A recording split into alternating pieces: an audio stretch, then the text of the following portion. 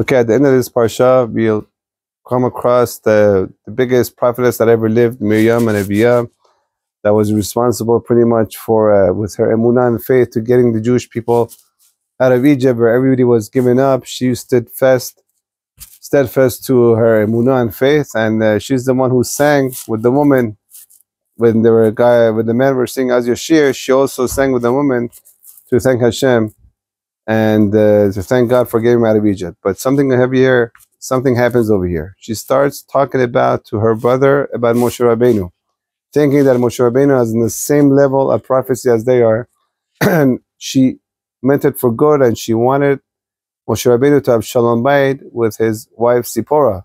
Big story there, we're not going to get into it. But none of this saved her from the sin of Lashon Hara. Although she wanted the best for her little brother, Shalom Bayit, what have you, she got, unfortunately, leprosy. And she became the poster child for anybody who speaks Lashon Hara, what would happen to him.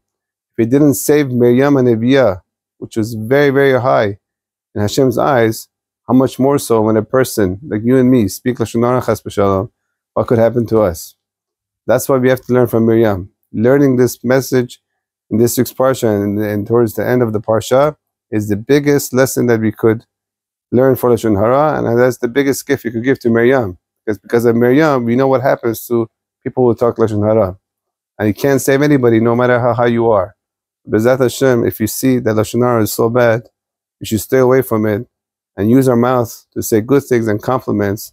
Hashem loves compliments about the Jewish people, about his kids.